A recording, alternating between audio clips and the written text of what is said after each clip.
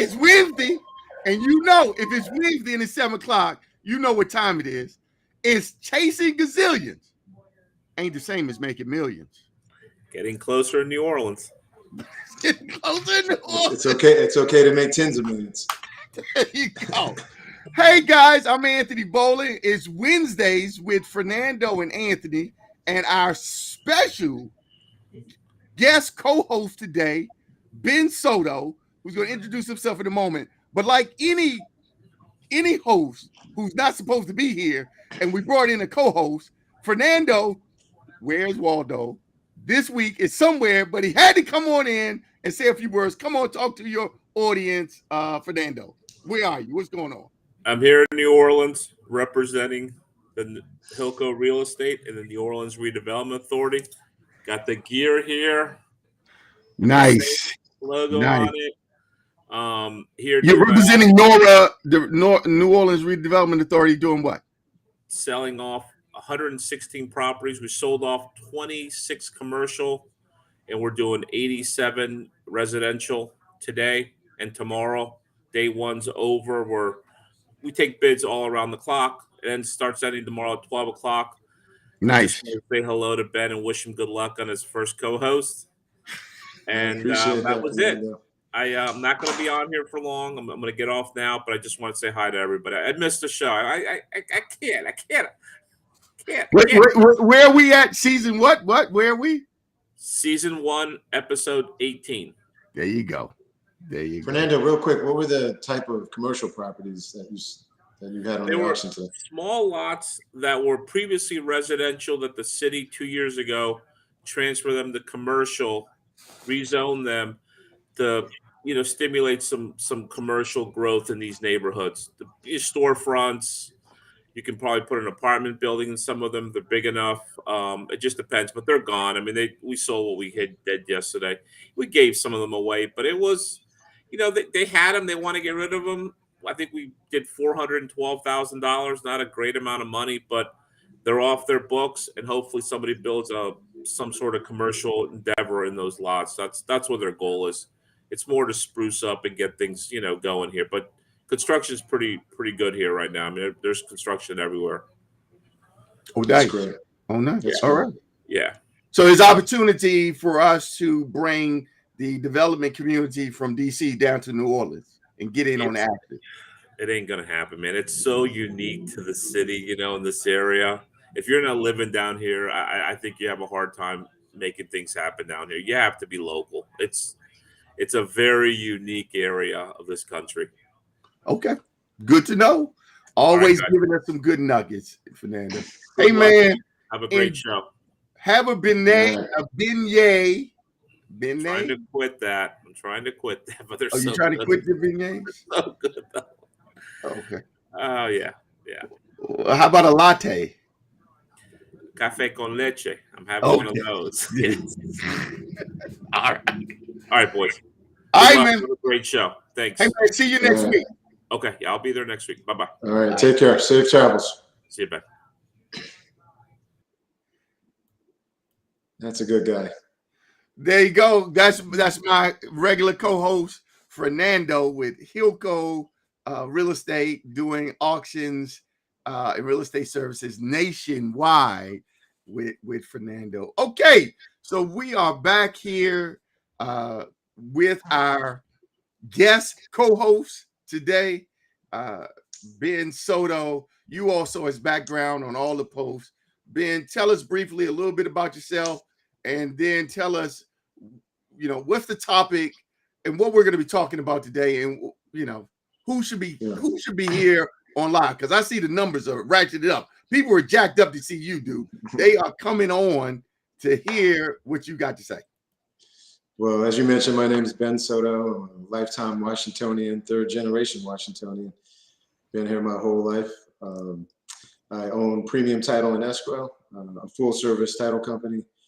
We handle commercial, residential, all types of transactions. We do everything from shopping centers, hotels, office buildings, to a single condominium unit.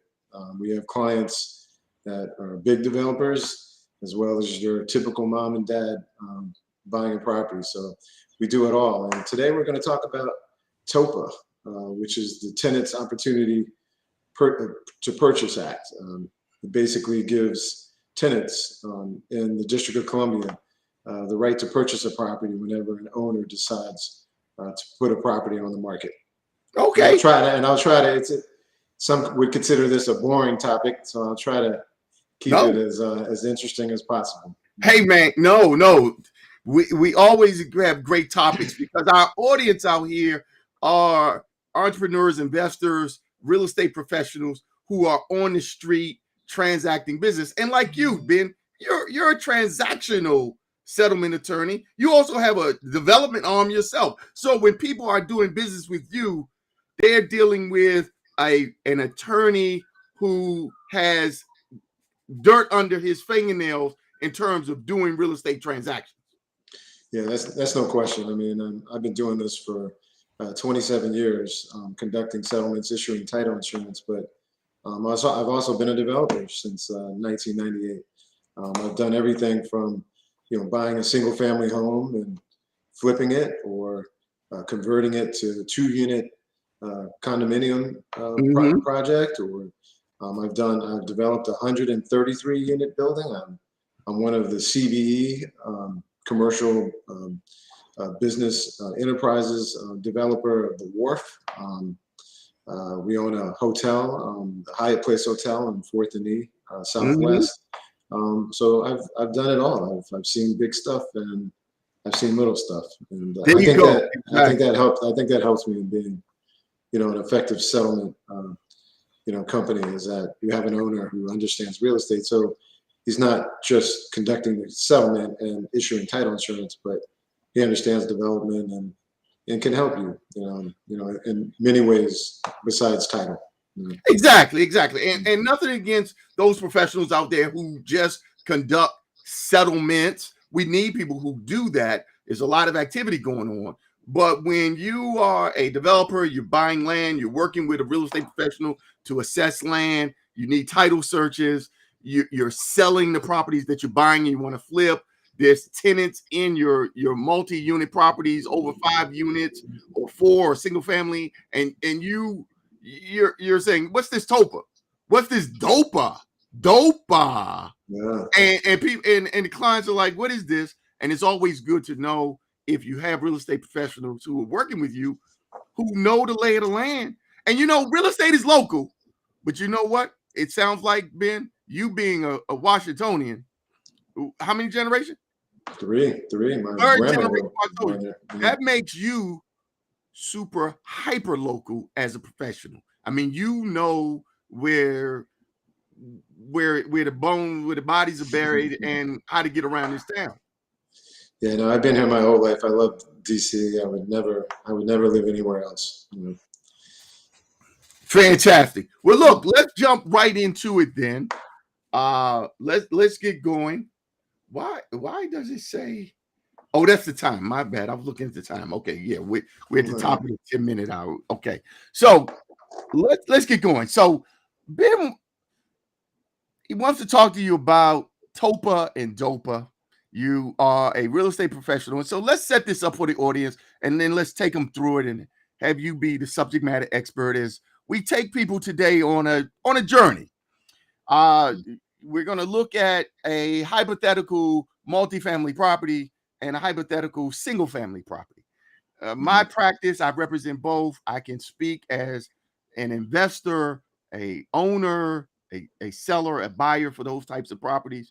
But I want to talk to you about us coming up to these properties, and then you tell us about what we are subject to regarding TOPA, DOPA, why, any time frames you might know about, landmines we need to avoid. So let's get right into it. Let's take a multifamily property. I represent owners who are buying and selling multifamily properties. And we just today, Wednesday, we walked up. It's a 5-unit. We'll make it a 5-unit multifamily property. I want you to distinguish that between a 5 and 4 residential commercial, but it's a 5-unit building. It has we'll make it different. We'll make it a little more challenging. It's a 7-unit building. Okay. Do we got any 7 units? The point is, okay, I want to make it 7. 7-unit building. And it's 1 vacant unit. 1 vacant unit. Mm-hmm. The tenants are in there. Some are on month to month. Some people have full leases in place. They pay their own electric and gas, utility services. Things were percolating along, but the owner has decided to sell. He came to me. He said, Anthony, I want to sell. I did a market study. It's on the market. It's for sale. Let's talk right now to this owner of this property about his decision to sell his multifamily property, and he having come to a real estate professional and gave me the listing, and now I'm either about to put it on the MLS tomorrow morning. That's what I'm about to do. And now you step in and talk to this owner about any TOPA considerations he might want to be thinking about. Yeah, well, TOPA is triggered, and again, TOPA is a law that gives tenants the right to purchase the property, and they have first right of refusal. So when you decide to sell a building, housing accommodation, and by the way, housing accommodation is defined as a structure with 1 or more units that allows someone to live in it. And so that doesn't include a hotel, a motel, an Airbnb. Basically, if the owner is subject to sales tax, like a hotel and a motel are, and an Airbnb, then it's not a housing accommodation. So we're only talking about apartment buildings or potentially single family homes, but we'll get to that later. But what I would emphasize is that your tenants have the right to buy. They have first right of refusal. And as soon as you decide to sell the building, TOPA is triggered. Oftentimes people ask me, when's TOPA triggered? It's triggered when the owner decides to sell the building. So when you put that listing on tomorrow in MLS, boom, TOPA is triggered. So it's not when the contract is ratified or anything else. It's when you decide to sell the building. So I would emphasize to them that, look, their tenants have the right to purchase, and there's a process. You have to give them notice, and there's a certain statutory period that you have to allow for them to decide whether or not they want to accept that offer of sale notice that you have to send them. Okay. Well, that's interesting. I'm the owner. Now you're telling me these tenants who barely paying their rent now have some statutory rights to buy the property, and they have something called a first right. Like they got to get first in front of somebody who I want to sell this to somebody. Anthony put it on the market. He's gonna put it on the market tomorrow. So you say TOPA is not triggered until Anthony puts it on the market. So me just thinking about selling doesn't trigger anything.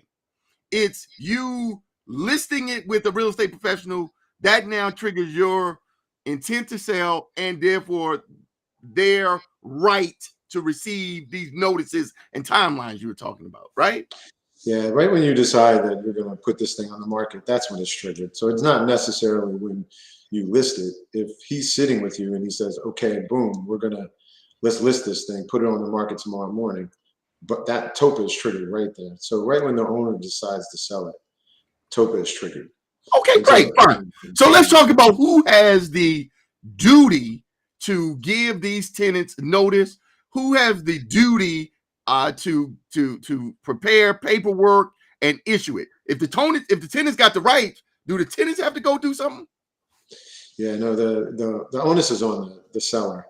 Although the seller can assign that obligation to someone else. He could ask you as the listing agent to administer TOPA rights. He could ask the buyer to do it. I've seen several instances where the buyer has decided to do it on behalf of the seller, but the obligation is on the seller because the seller has to honor TOPA, and that again means that your tenants have the right to purchase. So you have to give them notices to let them know that they have that right, and then allow the process to play out.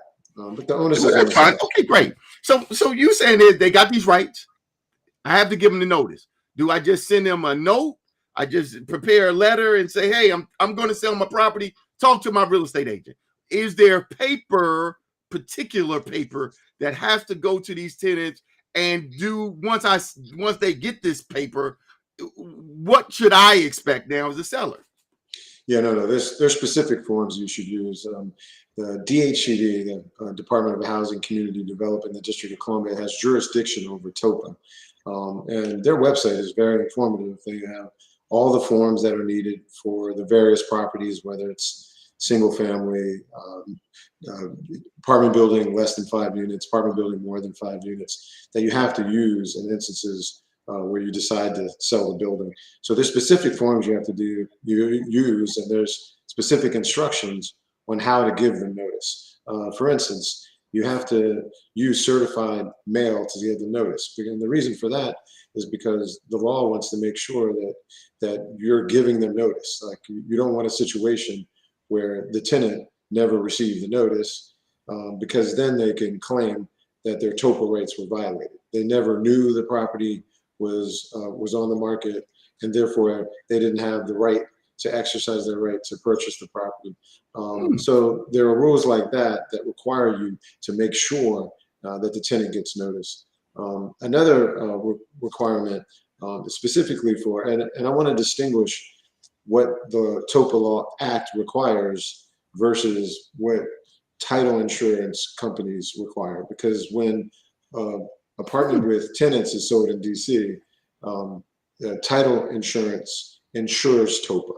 So title companies have to make sure that TOPA is being complied with. And we can't close or issue title insurance on the property until we've verified that the TOPA has been administered correctly. So there are some title insurance underwriting requirements that go beyond what the TOPA Act requires. Okay, well, don't let me put you out there on the spot here, Ben, but let me ask you. And I'm trying not to make it boring. I don't know, because you got my fire stoked up already, man. Yeah. So I want to know, are you saying that the District of Columbia government, under its TOPA laws and regulations, now puts a duty on you as a title company to ensure that the TOPA obligation that the landlord has is properly administered? Is that what you're saying? Yes. Because when you think about it, did you hear the question? Is yes, the District of Columbia putting that duty on you, or, as real estate professionals suspect, the title company industry, because they hold the purse strings, is now just saying this is what we got to do? No, I would say, before you answer that, for example, I read those TOPA papers. You know what it says? It says you could serve by certified or hand delivered. Yeah, we need verification that it was delivered. And in fact, you can use FedEx, you could use UPS. But if you do that, you need to make sure there's a requirement that they sign for it. Because if the FedEx guy puts it on their doorstep and then a dog picks it up, chews it up, and then the tenant never gets it, that means the tenant doesn't even know that the building's being sold and they have the right to purchase. So it's important, for at least from the title insurance standpoint, that we have proof that tenant got the notice. Because if they didn't, they can argue that their TOPA rights were violated. And back to your question, though, the district puts the onus on the title insurance company, and they did that by virtue of the fact that they're giving tenants the right to purchase. So tenants have first right of refusal. So when we're issuing title insurance, we have to make sure there's no outstanding interest, that the person owns it, has 100% ownership, and they sold it to the purchaser. So we don't have to worry about someone claiming, hey, I have a right to purchase this property. Title insurance covers that stuff. And so when the law made it a requirement that tenants have the right to purchase, that put the onus on the title insurer to make sure that the tenant, who has the first right of refusal, has that right.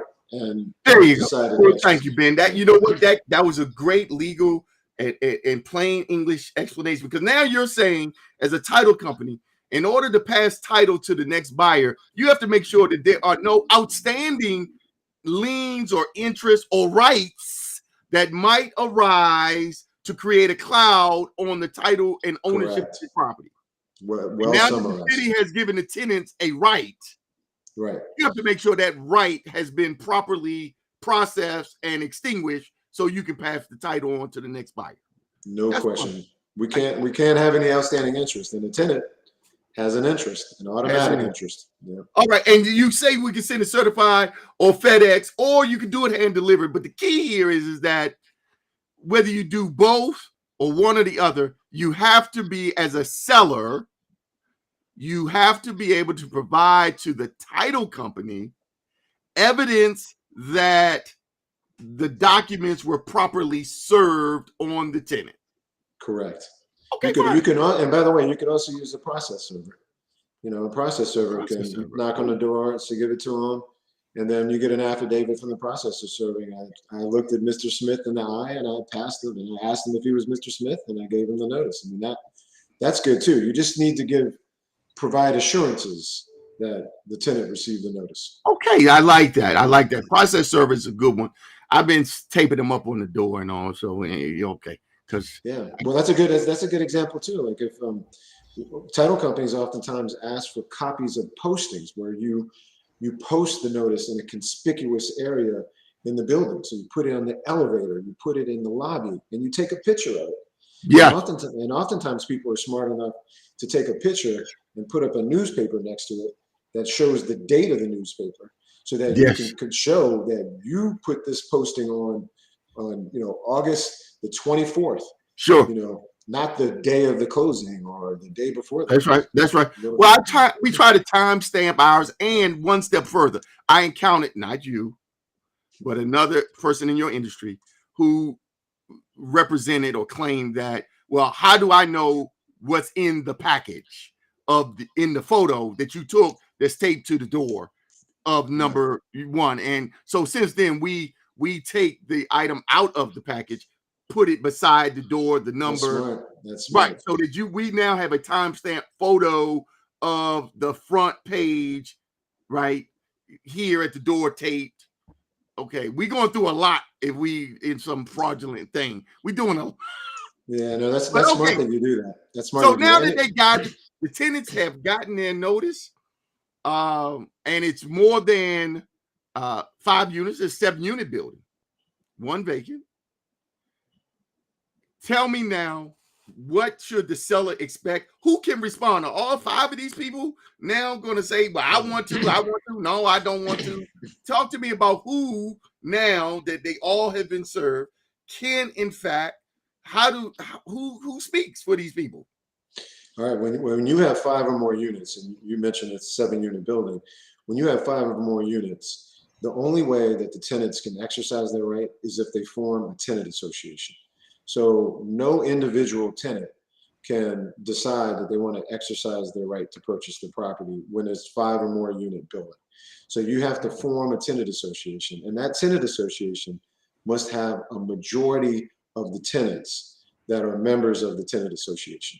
So if you only had, in your example, there was a vacant unit, so there's only six tenants in the building, you'd need to have 4 tenants who become members of the tenant association in order for that entity, the tenant association, to exercise its rights to purchase. So that's an important factor, because when you have less than 5-unit building, an individual tenant can exercise their right to purchase. But with 5 or more, you need to form a tenant association, which, is not easy. It requires you to go down the DCRA, to form a corporation, to establish bylaws.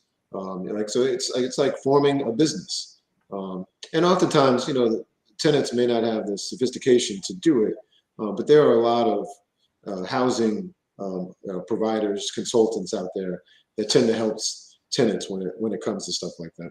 Okay, great. Yeah. Hey, Ben, we got the Virginia Bushcrafter, our #1 fan, has come in, always there supporting this show. Thank you. Has a question for you. Now, once we have served these tenants, what's the time frame in which the tenants have to respond? You said they gotta go and form an association. Dude, they got to go down to DCRA. Now when my lady was running DCRA, you could do that online. Okay, that's Melinda Bowling. Shout out. I remember vividly. There you go. Okay, she was a great director. She was a great director. Thank you so much, brother. So you got to go down here, form this association. It's a business, and all you got to do this. I mean, what do we talk? How long do these people have to do all this and respond back to me and let me know something?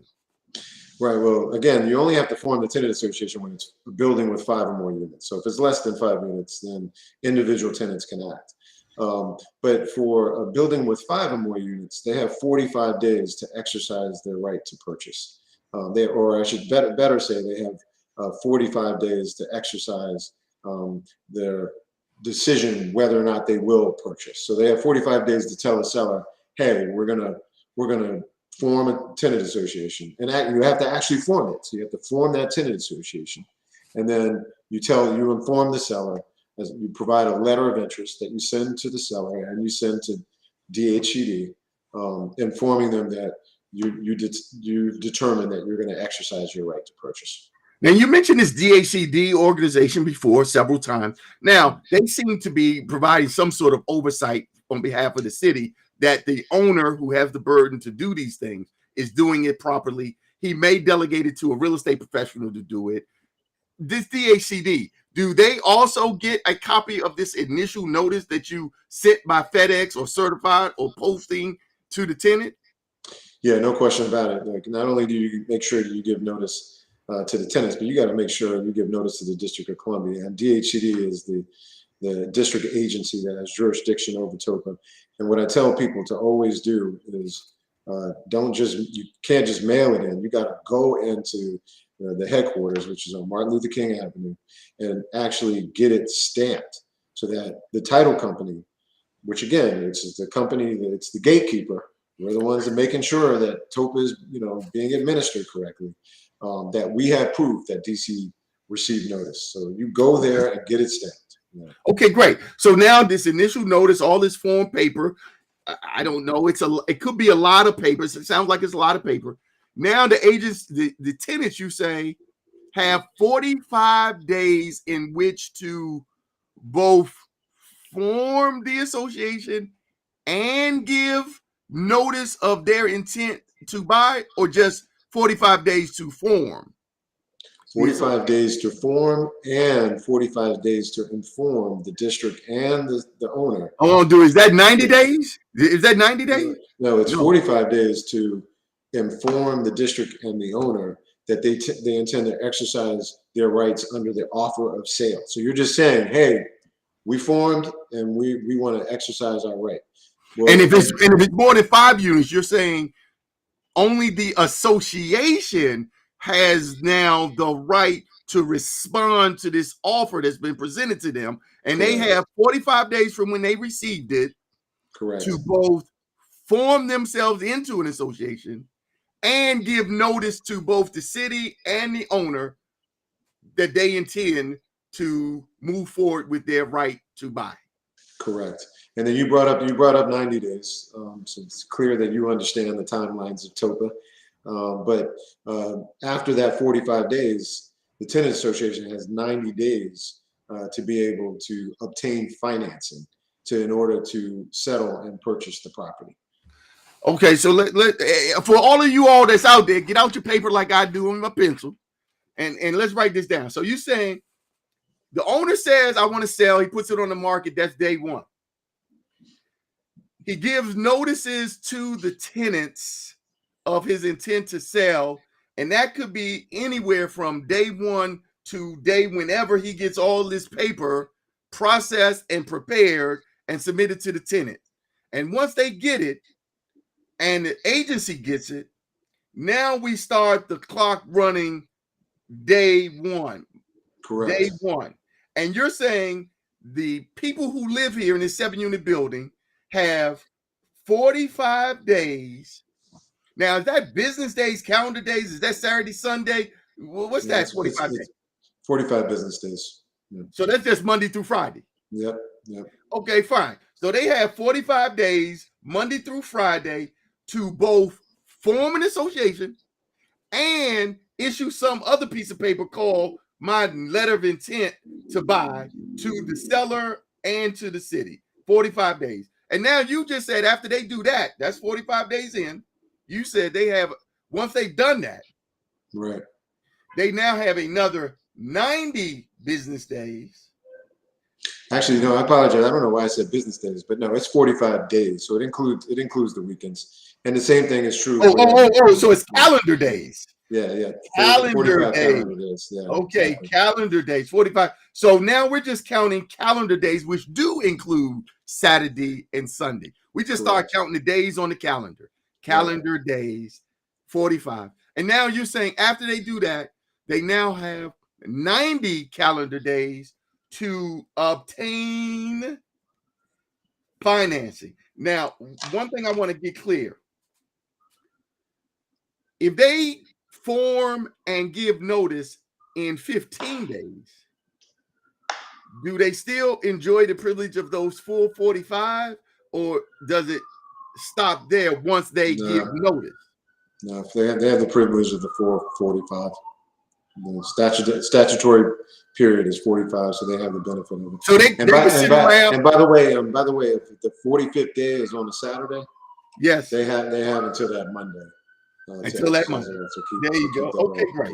So they got 45 statutory days, calendar days, to get you to notice that they want to respond to something. Correct. They want to buy. Okay, great. So now during that 45 days, and let's make this distinction. We didn't have a buyer on day one because the guy gave me this listing on Sunday. I put it on the market on Monday. The tenants started doing their thing. We didn't have a buyer. But while we was waiting for the tenant to respond to us for 45 days, I then get a buyer. Mm-hmm. Somewhere in those first 45 days, I get a buyer who says, I want to buy this property that you have on the market. And he says, these tenants, I saw this program on YouTube. I know they have TOPA rights. And have the TOPA rights been issued to the tenant? And we say yes. And we say they are now either they are about to finish their 45 days to give notice, or they have, and now they have 90 days to pursue. Now, this buyer comes in with his contract. Does that impact this 45 days or this 90-day timeline in any way? Now that we now have a buyer, a third party, arm's length buyer who now wants to buy this property? That's a good question. So first point, yes, you can give notice to tenants before you have a third party contract.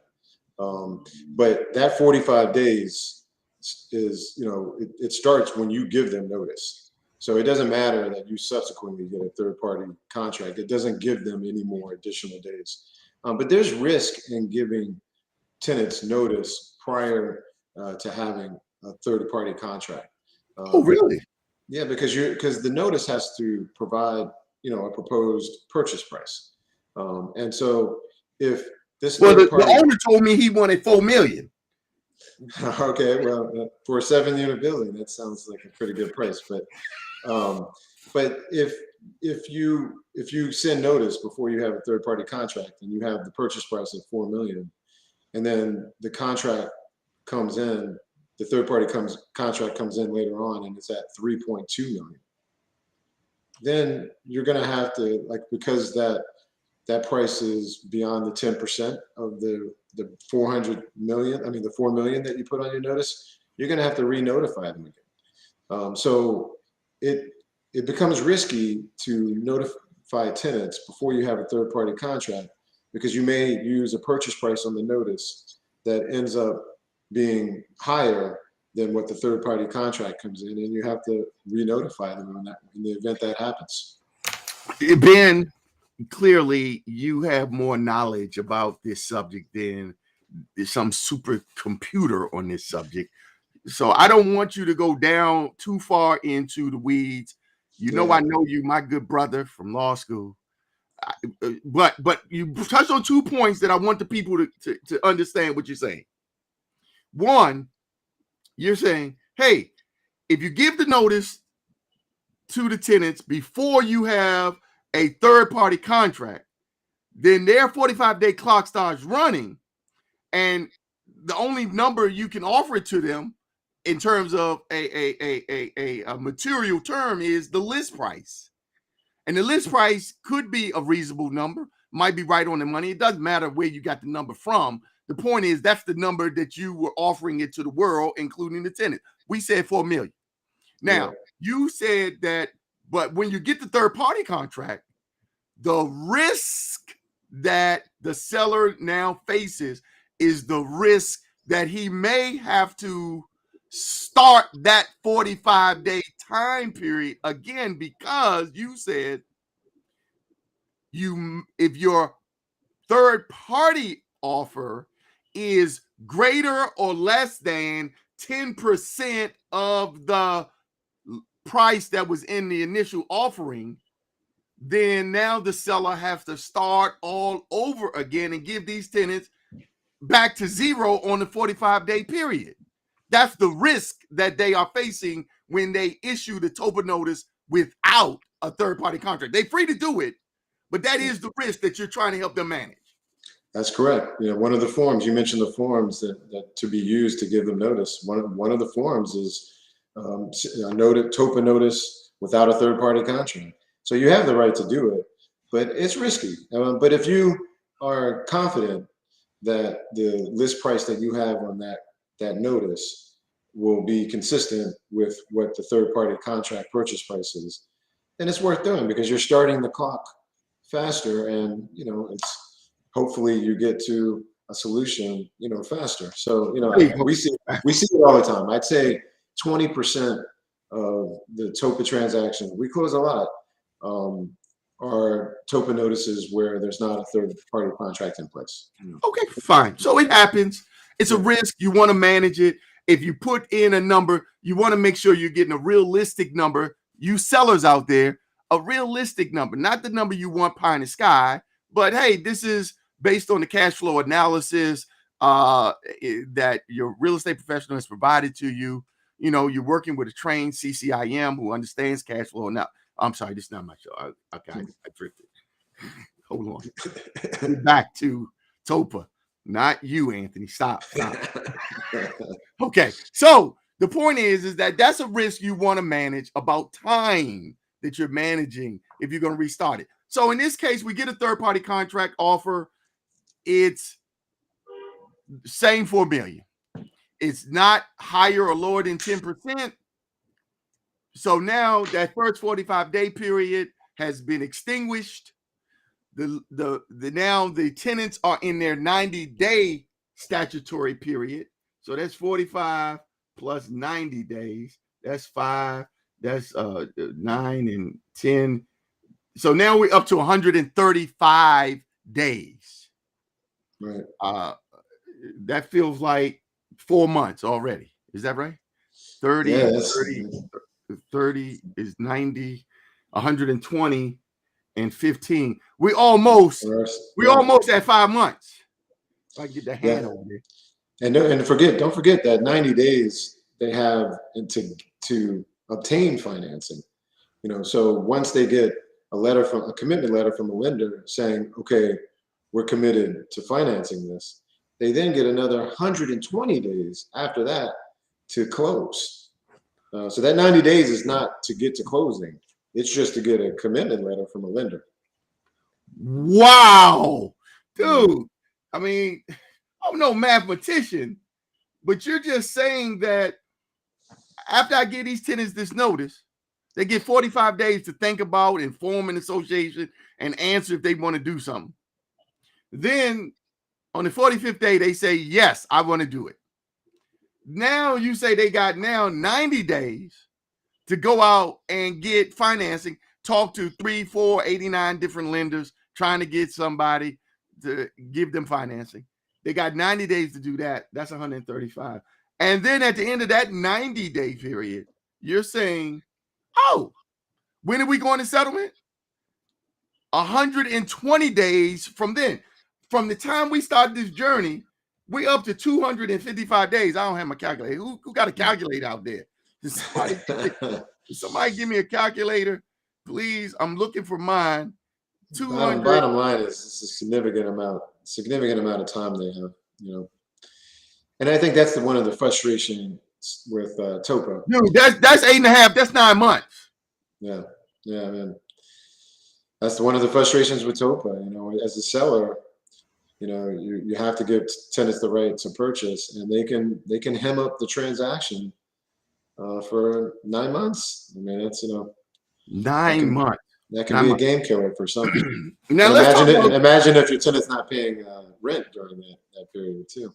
Wow. Let's talk about some of these landmines, because it appears to me that the greatest risk associated with giving these tenants this right seems to be time. They've been given a right to time. I mean, there's no guarantee that they are going to form an association, but they get 45 days to think about it and to form. There's no guarantee after they form the association that they're going to get some lender to approve their financing, but they get time, 90 days, to try to get somebody to approve it. Correct. If they do get approved for the loan, they then get another 120 days to go to settlement. Well, are there any other time risk in this journey that the sellers and the buyers should be aware of that might extend the time? Yeah, unfortunately there is. And again, we're only talking about buildings that are 5 or more units. So this doesn't apply to a building with less than 5 units. But yeah, they get another 240 days if the seller is not cooperating. Like, say, for instance, the lender has to do what? They have to get an appraisal. They have to go in the property. They've got certain inspections that they have to make. If the seller doesn't cooperate and is not allowing the lender to be able to underwrite this deal to determine if they can finance it, the tenants can get another 240 days beyond that. So let's talk about that. That's a great point. You're reading my mind, or the script that I sent you, whichever one. No script here with Ben, man. This is right off the dome. This is right off the dome with this dude. So look, so you talked about seller not cooperating, and it doesn't mean that sellers are being vindictive and mean, but rather that sellers come in all shapes, sizes, and forms and sophistication.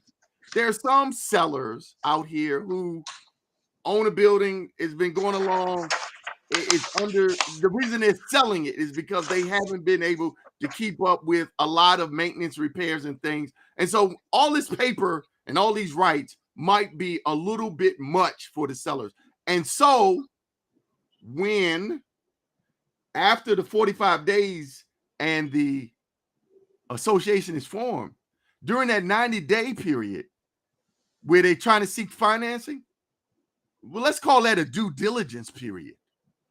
During that period of time, the tenants may be asking, because their lender is asking for operating statements on the building for the past 3 years, taxes, insurances, utility bills, any extraordinary expenses that you, the seller, have performed on the building last year, in the past 2 to 3 years, that causes the operating statement to be out of whack. You have to gather all that information, and you might not have a bookkeeper as a seller because it might be you. Yeah. And if you are delayed in providing that to the tenant in a timely manner, I'm hearing that one of the penalties could be an additional 240 days being tacked on until you get all of this due diligence material provided. Yeah, no question. And unfortunately, I see it often. As I mentioned, we handle a lot of multi-unit, multi-family transactions, and it's just sad how it can happen. And it's funny. It may not even just be the tenants. We didn't even talk about this, but the tenants have the right to assign their rights. So it may not be the tenants association that's kind of dragging this out. It could be that the tenant association decided to assign their rights to Mojo, and Mojo, this developer, is dragging it out. So It's Well, let's talk about Mojo and to what extent would he do it. And hold on, why the tenants who've been given these rights now they've been also given the right to assign their rights to someone else? That's correct. I mean, the TOPA Act allows for tenants and tenant associations, if it's 5 or more units, to be able to assign their rights to purchase. And that, quite frankly, is what happens most of the time, because most tenants don't have the financial wherewithal to buy a multi-family asset. So, you've got what I call ambulance chasers, folks who they go down to DHCD and they find out that TOPA notice has been filed, which is public information, and then they go and knock on tenants' doors and they try to negotiate with tenants to get them to, assign their rights to them. So Wow. it happens more than it does tenants trying to, acquire the building. Well, let's think about that. We see that happen. Tenants have been living in these buildings. They're 1 and 2 unit buildings. They're in nice neighborhoods, stable neighborhoods, maybe not so stable, but the rents are maybe below market or inching up. And the point is they're tenants. They're at that phase in their life where they are renters. If they wanted to be homeowners, they would pursue that avenue somewhere else. And now when someone comes along and says, hey, the place you've been renting for a year, 2 years, 40 years, you now have the opportunity to own it. You know what? Maybe the tenant's first response is, I want to own this dump. Are you kidding me? And then maybe their second response is, I want to own this dump, and now I'm responsible for all this stuff and all the hell I've been getting. Oh, I'm sorry. This is not okay. This is not a child-friendly show. No children on this. They are saying, hey, now I want to be an owner and deal with me. Okay. So you're right. So maybe they do want to assign the right to someone else and stay in their position as a tenant. Maybe someone else who comes in, if his building's being sold, they're going to be a tenant. Maybe they can negotiate. Man, I'm so bad. Negotiate terms and conditions that are favorable for them as tenants, because maybe the current owner, for whatever reason, hasn't been doing it. So talk to the people. I see the people, the questions, dude. The questions are coming in, pouring in. Hold on, before you answer that, let me throw this one in here. Bushcrafter wants to know. Oh, that's a statement. I participated in one in 1984. It took 24 months from start to finish. It was a 12-unit building, apartment. It was a conversion to condo. Sure. Sophistication, you converting, right? And back in the 80s, we had some laws that were changed because a lot of people were taking a lot of buildings back in the 80s, flipping them. Well, it's funny. The whole reason why TOPA was passed, I believe, in 1980. The Condominium Act, which allowed for apartments to be converted to condos, passed in the late 70s. And what happened is the DC Council decided that they noticed that a lot of tenants were being displaced because building owners were converting them to condos, and people were purchasing the units, and tenants had to move out. So that was the whole reason why the City Council passed TOPA, was because when the Condominium Act was passed in the late 70s, a lot of buildings got converted to condos and people got displaced. It was to protect tenants. It was to protect tenants. So, so that comment that he made is not surprising at all. There you go. Yeah. Okay, so now we're on this journey. We've talked about some of the risk and all that one is facing when you're buying 5 units or more as a seller, agent, tenants' rights. They can now assign those rights to someone.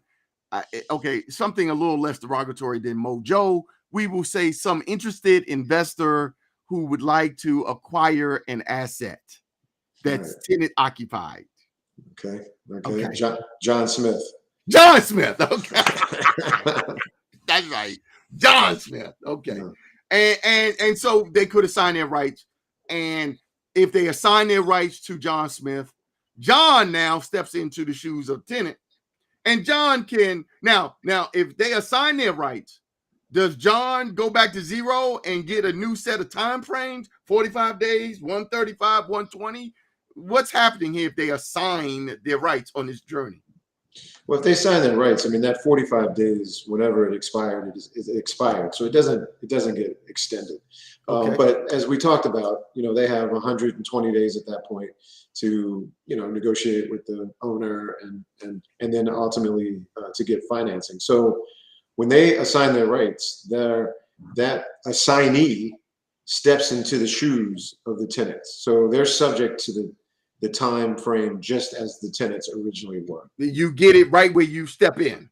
Right. You just step into the shoes of the tenants. There you go. Exactly. To negotiate that. And so whether you've assigned it or not, if the tenants themselves can get the financing or the tenants have assigned it to someone who's going to serve as a shepherd on their behalf, exercise their rights to buy, and both the tenant and the assigner have to face the same offer that the seller. The seller was offering it for $4 million.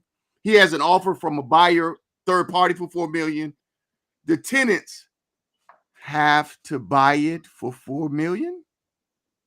Yes, they have to buy it for $4 million. They tenants now. They can't get a discount. Can I get a discount? You've got to honor the purchase price of that third party contract. Okay. So it feels like, though, that speaking of time, along this journey, you're saying tenants could opt out. Like, for example, if tenants don't form an association in the first 45 days, on day 46, what do we have? Their TOPA rights have been extinguished, and so they no longer have the right to purchase the property, and the seller can proceed with the third party contract. Nice. Which again, we see that happen often. I mean, it's more often than not that we see it. I mean, I don't want to make people think that normally happens, because oftentimes, as you know, Anthony, tenants decide to accept the offer of sale and proceed with trying to exercise their right to purchase the property. That happens more than not. But oftentimes the tenants, may not do anything, and then on that 46th day, boom, the title company can go to closing. Okay, great. So we have that out. Certainly along your 90 days, if it turns out that on the 91st day you haven't obtained approval from a lender, the seller is not under any obligation to give you another 90 days to go out here and try to find some more money. No, not at all. Not at all. No. So there's an out there. Okay. So again, the city having granted these tenants this right of time and an opportunity to buy or assign their rights really doesn't impede commerce and the sale and the buying and selling of multifamily properties in the District of Columbia. Well, I mean, it's not that clean cut, but no. But you're saying it's still happening. You're saying you're doing transactions for people. No, yeah. People are no doing question. it. Yeah, no question. Because sometimes I hear from persons outside of our jurisdiction in Maryland who want to come in and buy, and they say, "Well, no, I'm not going to buy in the district because of the TOPA law." TOPA. I mean, it's like the boogeyman. It's like TOPA in DC, and I don't want to get involved. I don't understand it, and I don't want to get involved. But there are those who understand it for what it is. It's just some time. Yeah, it just takes time, but it can be very aggravating. As the comment that was made earlier. I mean, yes, can be aggravating, particularly if you want your $4 million in 30 days. Yeah, exactly. Which it ain't gonna happen. No, it's not. You got at a minimum, you got to wait 45 days. You're just hoping at a minimum 45 days. Yeah. Right, at a minimum. Right. Okay, great. Hey, look, before we wrap it up, because this has been a great show. Look, we have a sponsor. We want you to be a sponsor of the show, but we already got a sponsor, but we need more sponsors. So anyway, we want to bring in our sponsor, Global Scholars Foundation. We're going to take a moment to hear from them.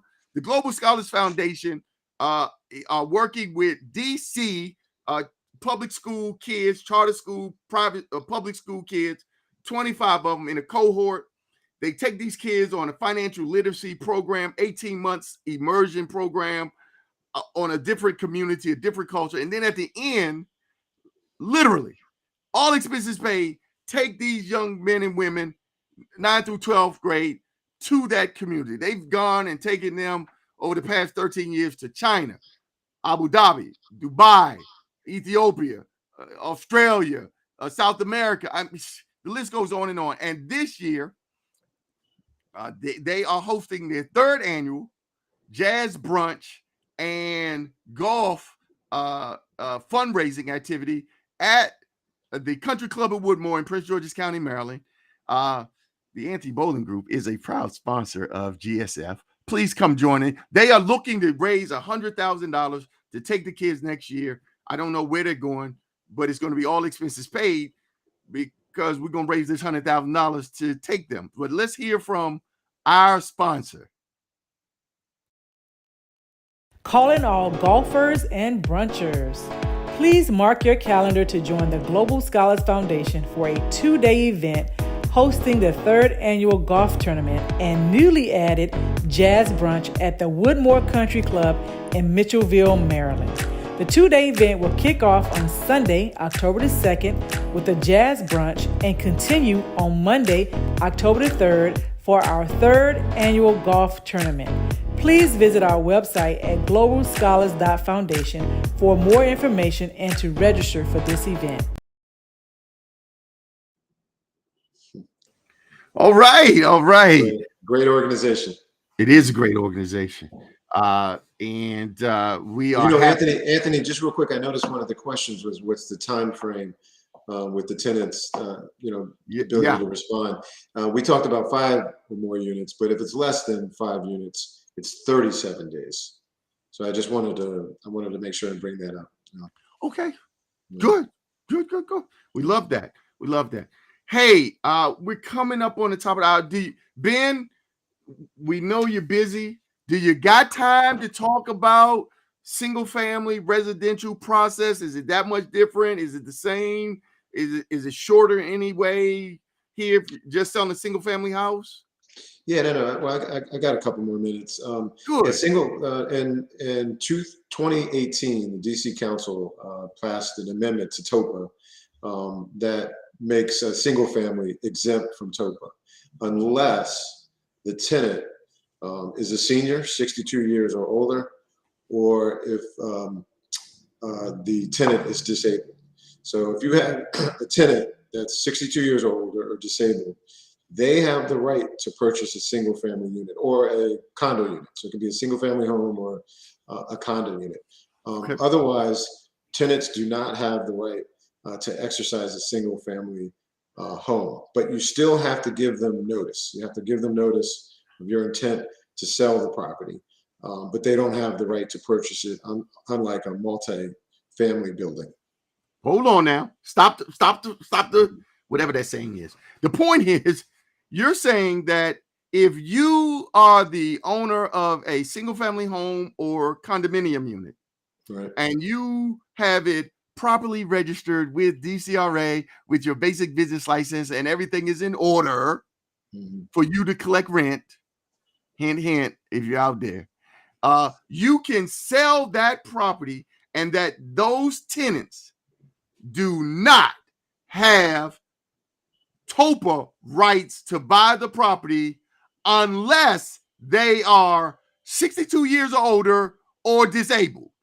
That's correct. You're saying all the other tenants in this city who are living in single family properties, single family homes, detached, semi-detached, row, single family residential homes, condominium units that look like apartment buildings, but they are condominium units. Right. Only those 2 categories of human beings have the TOPA right to exercise their right to buy that unit. That is correct. But you still have to give them a notice. There's a form. You still got to give people notice that you're going to sell it. Well, how much notice I give when they see my sign out in front saying I'm selling it? Is that not enough notice? Exactly. Yeah, the district went a little bit far in requiring the notice thing, but So yeah, that's and that was huge, by the way. And by the way, it was a big deal when the council passed that because there were so many, individual small, landlords, renting out a house, renting out a condo unit that were getting hemmed up for months, as we described earlier, with tenants that didn't really have the wherewithal to purchase it. So imagine you have to go, 500 days, without being able to sell your property because this one tenant who possibly hasn't even paid rent in months is holding up the whole process. So the council got it right there. I'm really happy that they passed that law, that amendment in 2018. Yeah. Wonderful. That's great. So the city got it right. Our mayor, Mayor Muriel Bowser, Madam Mayor, I love the mayor and what she's done. She passed that. She passed it. Yeah, that's right. She does. That's right. She does a lot for our city. I love the mayor. Dude, and I'm not just saying that because she hired my lady. No. Okay, well, that's great. That is great news. If you're selling a single family property, if the person is under 62 or not disabled, you just have to give them a one-page notice. How they give them the notice? How long do they have to respond to that one-page notice? They have 15 days to respond, but again, they don't have the right to purchase. So it's just a notice. Yeah, it's that I'm doing this. Right, in addition to seeing Anthony's sign out in front saying he's selling the property, as a courtesy, I'm giving you a written notice telling you, hey, I'm selling the property, but you do not have a right to buy. You have to go out, get financing. You don't have any rights in the sale of this property. And that is a misnomer that a lot of professional tenants, okay, that's the code for deadbeat bad tenants out here who are extorting from these owners who I represent, who the owners are saying, well, I can't sell my house. You can't sell your house. Why not? Because the tenant won't let me. The tenant won't let you. Where are we living? Yeah. The TOPA is difficult. It can really hem up the whole process. I agree. I don't disagree that it adds time to a process where we now live in an environment where individuals want to buy their property, find it, close, go to settlement, all in 15 days. Yeah. But I talked about the negative side of TOPA, but there is a positive side. I mean, there are a lot of developers that gain opportunities because of TOPA. We mentioned earlier how tenants or tenant associations can assign their rights. They can assign it to another developer. So maybe a developer comes in and says, hey, I will give you this. I will renovate your unit. I'll give you a flat screen TV. I will forgive all of the monthly rental payments you're behind on. Whatever the consideration is. So, and then that developer gained the opportunity to acquire this multifamily building because tenants have the right to assign their rights to these guys. So it's if you're a developer, it's also TOPA creates an opportunity for you to acquire property too. That's the flip side. Sure. It gives them some leverage to be at the table to thereby encourage consideration for something that they have as tenants that is genuinely of value. Tenants are not victims or hat in hand to developers, and they have no say now. The city has granted them the opportunity to be a participant here in the residence in which they've lived and they want to continue to live. I just sold a 13-unit apartment building that it's a beautiful building. 1800 Shepherd Street, Northeast, but doesn't have a laundry. And the next developer who comes in, maybe that'll be one of the amenities that they will be willing to invest in this property by installing a laundry on site. And now those tenants can enjoy a laundry on site rather than going wherever they're going right now to wash their clothes.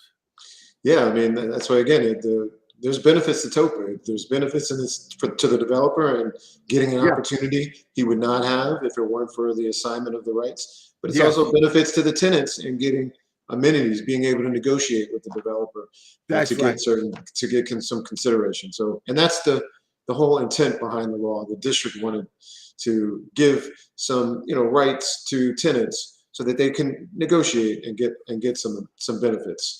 Hey Ben, I'm flashing across the screen the Premium Title main office address. 3407 14th Street Northwest, Washington, D.C., 2010. Telephone number 202-299-9100. Tell the audience how else they might find you, get in touch with you, do business with you, whatever. Talk to the people. Instagram, Twitter. Yeah, no. Thanks for putting up our property, our office address and phone number. That's a great way to reach me, but also my email address. My email is bsoto, that's SOTO, at premiumtitlellc.com. Hold on. B Soto at Premium Title LLC.com. LLC.com. By the way, you all see me typing here. We say this every week. This is 18th week. If there's somebody out there who can give us some support here, then please consider giving our show some support. There's Ben Soto. There's his email. Ben, dude, we love that you came on as a co-host here this week on Chasing Gazillions. Not the same as making millions. Nothing wrong with making tens of millions, but great job. Exactly. We love that you drop some nuggets here on our audience. It's out there for people to learn, and that's what we try to do here on our show. Fernando and I are just experienced real estate professionals, been around, and we just want to bring on other people like yourself, professionals, so people can have access to great professionals doing great work in our city, in our area. We hope to encourage you to help us towards that $100,000 for GSF scholarship fundraising by lending your name as a sponsor at some level, title sponsor at some level. I love it. To support us, because having you be a part of that will reverberate across the lands that we are doing a worthwhile thing there with GSF. And hey, man, thank you. I'll let you get the last word. Well, I'm not gonna let you get the last word. I'm gonna let you get another word in. Well, thanks for allowing me to be a co-host. Thanks for allowing me to be on the show. I really enjoyed it. Hopefully, the listeners didn't find the subject matter complicated or boring. But I think you did a good job and asking the right questions that listeners who want to buy property or own property can really learn from. So I appreciate being on the show, and thank you for allowing me to be on it. It's our pleasure. Everybody, this has been Soto, Right. Premium Title and Escrow LLC. All the best, my brother. All right, let's close the deal together soon. All right, Okay, take care. I'm looking for a deal. Yo. Yes, Nate. Yo. All right, guys. All right, take care. Bye-bye. Bye-bye. All the best.